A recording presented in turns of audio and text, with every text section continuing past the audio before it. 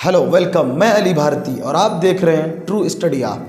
दोस्तों, पिछले कई दिनों से तबलीगी जमात के नाम पर न्यूज़ चैनल्स पर, न्यूज़पेपर्स में जो एक ख़ास कम्युनिटी को टारगेट किया जा रहा है, उसके अगेंस्ट लोगों के दिलों में जो जहरीला मैसेज दिया जा रहा है वो बहुत ही ख़तरनाक साबित हो रहा है। जबकि अगर तबलीगी जमात की बात करें तो सारे मुसलमान तबलीगी जमात से एसोसिएटेड नहीं हैं, क्योंकि मुसलमानों में ब्रॉडली दो ग्रुप्स हैं, शिया एंड सुन्नी।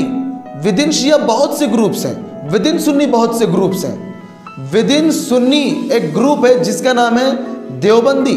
फिर उस ग्रुप के कुछ लोग जो तबलीगी जमात से एसोसिएटेड है, सारे तबलीगी जमात वालों पर ये इल्ज़ाम लगा देना, ये ब्लेम करना कि वही वायरस को स्प्रेड करने के जिम्मेदार हैं, ये भी दुरुस्त नहीं है। तो आइए पूरे केस को समझने की कोशिश करते हैं। इससे पहले कि मैं बात को शुरू करूं, आप हमारे चैनल को सब्सक्राइब कर दें और बेल आइकन पर क्लिक कर दें ताकि आने वाला हर वीडियो आपको सबसे पहले मिल जाए।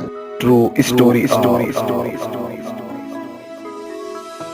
दोस्तों, 13 तारीख को लव अग्रवाल जी, जो इंडिया के हेल्थ डिपार्टमेंट के जॉइंट सेक्रेटरी हैं, उन्होंने प्रेस कॉन्फ्रेंस की। उस वक्त जब इंडिया के अंदर 81 केसेस एक्टिव थे, 16 इटालियन, एक कनाडा का भी था।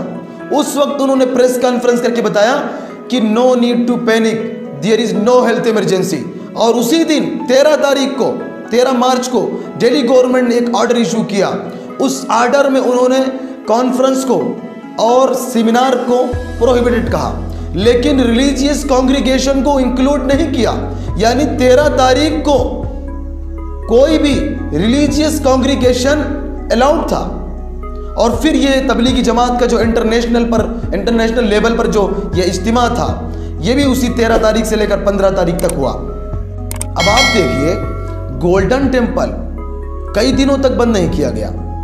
योगी आदित्यनाथ जी, जो यूपी के चीफ मिनिस्टर हैं, प्राइम मिनिस्टर ने नेशनल लॉकडाउन अनाउंस कर दिया है, लेकिन चीफ मिनिस्टर दूसरे ही दिन पहुंच जाते हैं अयोध्या काफ़ी लोगों को लेकर अपने साथ। और आप देखिए, शिवराज चौहान जी ओथ लेते हैं, काफ़ी लोग वहाँ भी इकट्ठा होते हैं। और तिरुपति का टेम्पल जो है, वहाँ पर हर घंटे 4000 डिवोटीज पहुँचते हैं, हर घंटे। वो भी नहीं बंद किया गया 16 मार्च तक। 16 मार्च तक सिद्धि विनायक टेम्पल नहीं बंद किया गया। 16 मार्च तक उज्जैन का महाकालेश्वर नहीं बंद किया गया। और 18 मार्च तक वैष्णो देवी टेम्पल बंद नहीं किया गया। लेकिन मीडिया इस पर कुछ नहीं बोल सकता, हिम्मत ही नहीं मीडिया के बोलने की। आप देखिए, 20 मार्च तक काशी विश्वनाथ टेम्पल नहीं बंद किया गया। और देखिए, 17 मार्च तक शिरडी साईं बाबा टेम्पल बंद नहीं किया गया। लेकिन मीडिया इस पर नहीं बोलेगी। मीडिया वायरस के स्प्रेड करने का जिम्मेदार सिर्फ उन्हीं को मानती है जो 1500 लोग जो लॉकडाउन के चलते या जनता कर्फ्यू के चलते वहां फंस गए थे, वही लोग को जिम्मेदार समझती है मीडिया। जबकि मीडिया उन लोगों को भी वायरस का जिम्मेदार नहीं समझती है। वायरस फैलाने का जिम्मेदार जो लोग 30,000 40,000 की तादाद में, वो कि मजबूरी में थे, लेकिन शहरों से निकलकर अपने गांव की तरफ जो लोग फैले हैं, अगर उनमें से कितने लोग वायरस के संक्रमित होंगे, अगर वो गांव तक पहुंचे हैं, तो कितने लोगों को उन्होंने इफेक्ट किया होगा। और आप सोचिए कि हमारे इलाकों में जो गांव होते हैं, वहां पर लोग कितना परहेज कर पाते हैं और कितना नहीं। आप इसका अंदाजा खुद लगा सकते हैं कि गांव में अगर एक भी वायरस का इफेक्टेड पाया गया तो यकीन जानिए कम से कम 100 लोगों को तो वो जरूर इफेक्ट करेगा। क्योंकि गांव में लोग एक दूसरे के साथ मिलते जुलते रहते हैं, वहां परहेज कर ही नहीं पाते, सोशल डिस्टेंस का ख्याल रख ही नहीं पाएंगे वो गाँव में लोग। मगर जो पूरी सोशल डिस्टेंसिंग की बात आती है वो 19 मार्च को आती है, जब प्राइम मिनिस्टर अनाउंस करते हैं कि 22 मार्च को जनता कर्फ्यू होगा और शाम को लोग थाली और ताली बजाएंगे। फिर उस दिन भी आपने देखा होगा, शाम को एक इवेंट जैसा माहौल था। लोग थाली और ताली के नाम पर रोडों पर उतर आए, गो कोरोना के नारे लगाने लगे, सोशल डिस्टेंसिंग की धज्जियां उड़ाकर रख दी। पार्लियामेंट सेशन नहीं बंद हुआ। कनिका कपूर की पार्टी अटेंड करने वाले दुष्यंत सिंह, जो बीजेपी के एमपी हैं, पार्लियामेंट पहुंच जाते हैं। फिर वहां पर उनके कांटेक्ट में जो एमपीज आते हैं वो इससे इफेक्ट होते हैं। राष्ट्रपति जी एमपीज की पार्टी करते हैं, वहां भी ये लोग पहुंच जाते हैं। आप देखिए, अभी आपने रिसेंटली पढ़ा होगा कि राष्ट्र भवन में कोरोना पहुंच चुका है, राष्ट्रपति भवन में। लेकिन मैं कहता हूं अब नहीं पहुंचा है, वो तभी पहुंचा था। यूनिवर्सल स्क्रीनिंग इंडिया में 3 मार्च से शुरू हुई। ये 250 लोग जो तबलीगी जमात के फॉरेनर थे, जो बाहर से आए हुए लोग थे, ये 13 से लेकर 15 तक के प्रोग्राम में शामिल होने वाले लोग, ये 3 मार्च के बाद अगर आए हैं तो इनकी स्क्रीनिंग क्यों नहीं हुई? इनका टेस्ट वहां पर क्यों नहीं हुआ? इमिग्रेशन अथॉरिटीज ने इनका टेस्ट क्यों नहीं लिया? ये गलती उनकी है, ये इमिग्रेशन अथॉरिटीज की है। एयरपोर्ट पर उनका टेस्ट क्यों नहीं लिया गया? क्योंकि कोरोना वायरस से जो इफेक्टेड होता है उसे पता नहीं चलता कि मैं कोरोना वायरस से इफेक्टेड हूं। ये तो उनका काम होता है जो टेस्ट करके बताते हैं कि आप कोरोना वायरस से इफेक्टेड हो। और वो लोग जो जनवरी से 3 मार्च तक के 15 लाख लोग जो बाहर से इंडिया के अंदर आए, वो अपने घरों को चले गए, गांव देहातों में चले गए।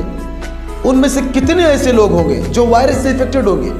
उनको पता तक नहीं चल पाया होगा कि मैं वायरस से इफेक्टेड हूं। वो फैला रहे होंगे जगह जगह। और अब एडवाइजरी आ रही है कि उन लोगों को बुलाकर उनका टेस्ट किया जाए। लेकिन इंडिया किन लोगों का टेस्ट ले रहा है, इसका पता चला आपको? इसकी कोई खबर नहीं आई कितने लोग की। बस इतना तो ज़रूर पता चल रहा है कि इंडिया में हमारी बहुत ही कम लोगों का टेस्ट लिया जा रहा है। स्टार ऑफ मैसूर एक अखबार है, उसमें एक एडिटोरियल छपा bed apples in the basket के नाम से। उसमें उन्होंने 18% पॉपुलेशन यानी मुस्लिमों को खास तौर से टारगेट करके बताया। कहा कि ये वो लोग हैं जो एक फल की जो टोकरी होती है उसमें जो फल कुछ सड़े हुए फल होते हैं, वो फल बाकी फलों को इफेक्ट करते हैं। ये उसी तरह हैं, ये कोरोना इफेक्टेड लोग हैं जो देश के उन लोगों को जिनको कोरोना नहीं है, ये उनको इफेक्ट करेंगे। इस तरह की बातें। फिर बाकायदा उन्होंने उसमें एनोटेशन दिया जेनोसाइड करने का इस कम्युनिटी को। कहा गेट रिड ऑफ देम, इन्हें खत्म कर दिया जाए। इस तरह के घटिया न्यूज़पेपर्स ने जो जहर बोया। इसलिए दोस्तों, इस जैसे न्यूज़ चैनल्स का बायकॉट करें जो कम्युनिटी को तोड़ने की कोशिश कर रही है, जो हिंदुस्तान के लोगों को, यहाँ के देशवासियों को तोड़ने की कोशिश में लगे हैं, नफरत फैलाने की कोशिश में लगे हैं। इतनी ज़्यादा इन्होंने नफरत फैलाई है कि जगह जगह गांव की जब एंट्री के जो गेट होते हैं वहाँ पर पोस्टर्स लगे हुए हैं कि यहाँ पर मुसलमानों का प्रवेश करना प्रोहिबिटेड है। क्या हालात हो चुके हैं। एक हॉस्पिटल जो इंदौर गांव का नहीं, इंदौर सिटी का हॉस्पिटल, उसने अनाउंसमेंट कर दिया कि हम मुस्लिम पेशेंट को नहीं लेंगे। एक औरत तड़पती रह गई, बच्चा उसका पेट में मर गया, मुस्लिम होने की वजह से उसे एडमिट नहीं किया गया। यह हालत हो चुकी है। इतने घटिया हो चुके हैं हम लोग, इंसानियत नाम की चीज सब खत्म हो चुकी है। इसलिए दोस्तों, बायकॉट करें ऐसे लोगों का जो लोग हमको और आपको लड़ाने की कोशिश में लगे। This is the end of this video.